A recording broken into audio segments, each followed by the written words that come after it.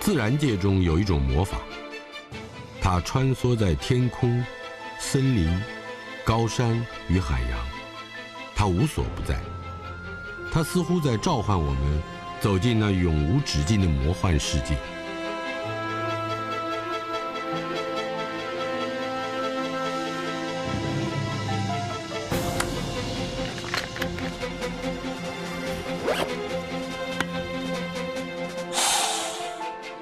它把热情隐藏在每个人的心底，它把力量注入我们的双手与双脚。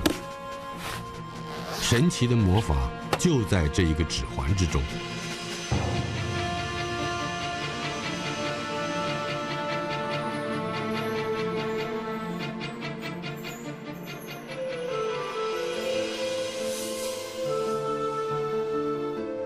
戴上这个指环的人，就可以跟虫、鱼、鸟、兽对话，就可以跟高山、海洋对话，就可以跟大自然对话。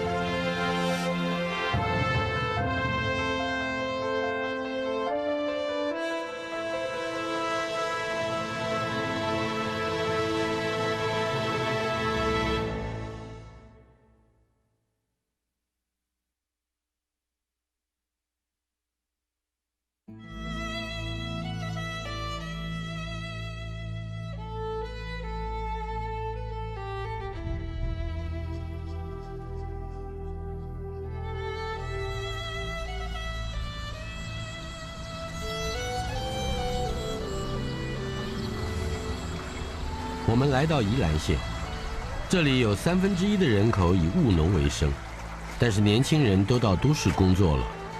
在这儿从事农活的，几乎都是60岁以上的老人。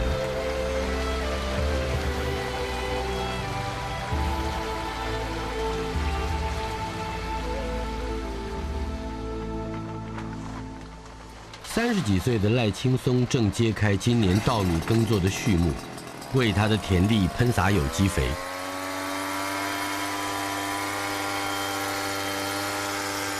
赖青松，一位留学日本的法学硕士，一个从来不曾下田劳动的知识青年，在台北工作几年之后，却决定带着妻小到宜兰从头学习如何种稻。4年来，他吃足苦头，还被许多老农夫嘲笑，他却始终甘之如饴。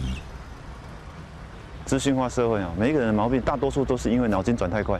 如果他再给你配上一条最好的电脑不知道是电脑先烧坏还是人脑先烧坏，那到最后我就只好找一个永远无法加速的行业，那就是农业。春夏秋冬365天，你人类科技再厉害都没有缩减的。所以土地对很多人来讲是一个手铐脚镣了，对我来讲是一个很好的压舱石。它让我跑不快，然后有机会享受人生。这里好像还好，所以它漏的不严重，是从下面漏出来。还有蜈蚣了，压缸了吧？这啦，走路虫放屁虫。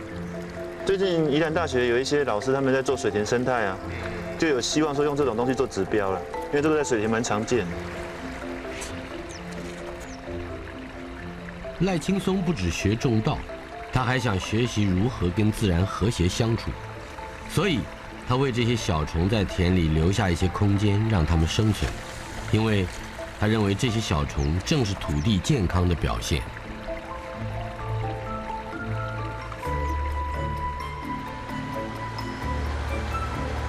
对于农夫来说，鸟是一种令人头痛的生物，从翻土、插秧、收成，鸟儿们始终知道何时有大餐可吃。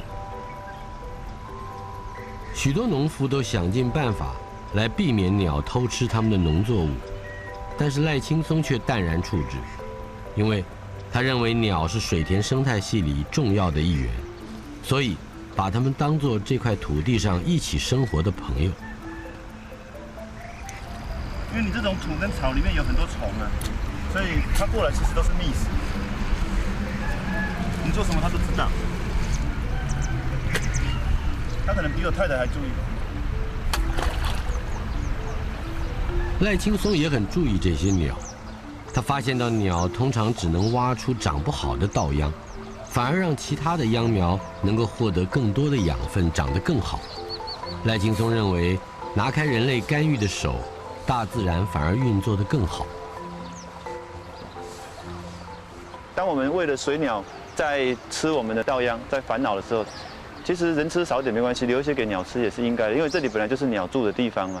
天地万物大家都有节制啊，唯一没有节制的是人类。人是竭泽而渔啊，要用到尽，挖到干，吃到死。赖青松不用农药跟化学肥料，因为他认为土地不是一件生产工具，而是滋养万物的根本。他不希望用一种短视的做法，为了增加产量而毒害土地。他现在丢在水田里的是满江红，3天可以繁殖1倍，就成了水田的天然肥料。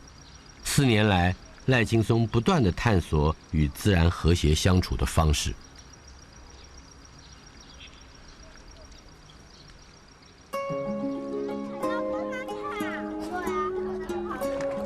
在台湾，各地有300个家庭因为认同赖青松以不用农药、寻求生态平衡的自然农法，而预购了他每年收成的稻米。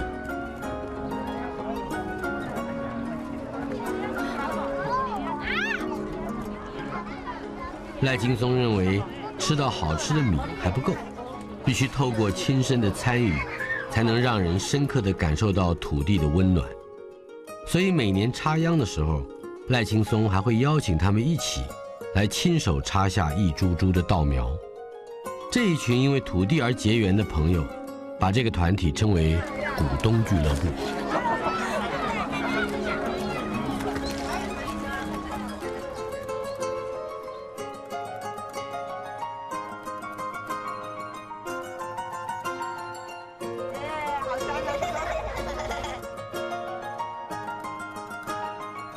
赖青松试图扭转人们追求低成本、高产量而不断压榨土地的恶性循环。他希望让这些股东们体认到，好吃的米必定是来自于健康的土地，而且他们也会对环境更加的友善。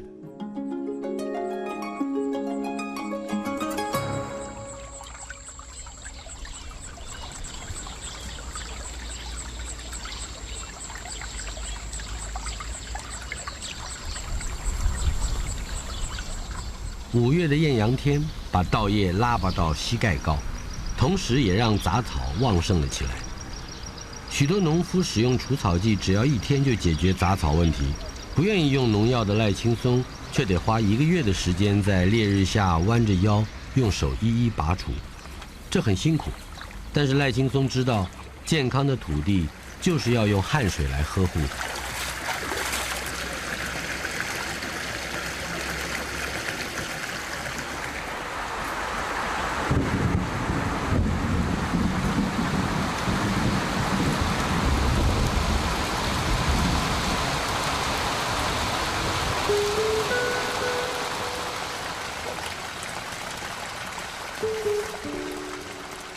宜兰1年平均下200天的雨，下雨就是农夫的放假日。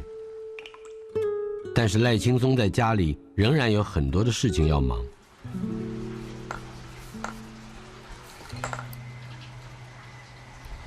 每个月，赖青松都要写封信给股东俱乐部的朋友们，告诉大家这个月田里所发生的大小事情，让许多无法经常回到这里的股东也能够感受到土地的脉动。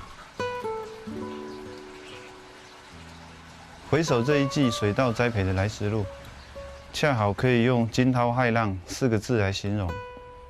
从秧苗不足、插秧延迟到杂草丛生、疲于追肥，今年的产量恐怕要创下有史以来的最低点。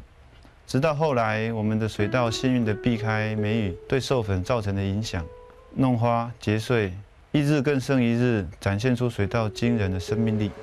更幸运的，4年来我们终于第一次躲过台风的肆虐，在连续20几天晴空艳阳的加持下，金黄饱满的稻穗终于顺利收成，还达到4年来的最高产量。心中衷心的感谢，只有一句：谢天谢地。从3月插秧到8月收成，赖青松要让股东俱乐部的朋友们尝尝今年自己种的米。